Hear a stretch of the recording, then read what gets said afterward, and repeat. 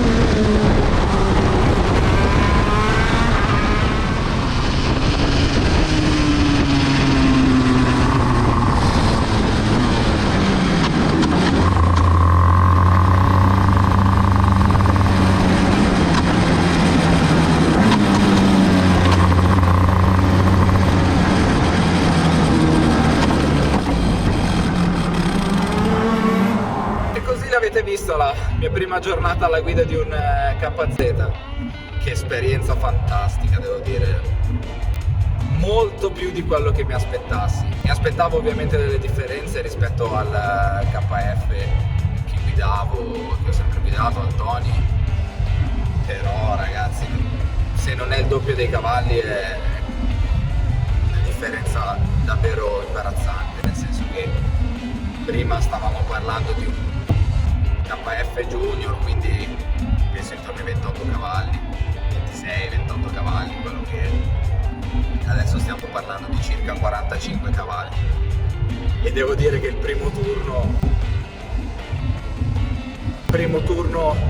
ci è voluto un po' per adattarsi e l'ho presa davvero con comodo perché avevo davvero tante cose a cui stare attento, le cambiate, il fare il blip sull'acceleratore per appunto far entrare la marcia, nel frattempo ricordarmi in che marcia ero, che marcia tenere per la curva. In più tutto ciò capire insomma il comportamento di un nuovo telaio, un telaio che non avevo mai guidato prima, capire come andava a reagire e adattarmi a delle velocità che ovviamente inevitabilmente non avevo mai raggiunto prima. È stato davvero il primo turno, sono stato davvero picchiato dal kart perché capire come andare a gestire l'accelerazione in fase di uscita dai tornantini lenti, che si esce in seconda, c'è una coppia mostruosa davvero, e quando dai il gas che sei ancora puntato il kart comincia a saltellare parecchio e sballonzoli di qua e di là. La potenza frenante, che è una cosa alla quale non ero completamente abituato, certo ero abbastanza magari avvantaggiato tecnicamente, teoricamente parlando con il Tony, perché era ancora uno di quelli con i freni anche anteriori, non solo i freni posteriori, ma la potenza frenante di un KZ e del Leclerc che ho provato, al di là proprio solo della potenza dei freni in sé, ma anche ovviamente aiutato dalle scalate e quindi dal freno motore, è una cosa che davvero mi ha lasciato senza parole e sulla quale ancora devo migliorare, perché mi sembra di non star staccando abbastanza sotto. Posso fare di più, posso migliorare in tantissime curve. Nell'ultimo turno, come avete visto, ho migliorato. Non sono mai riuscito a mettere insieme un buon tempo, il tempo perfetto.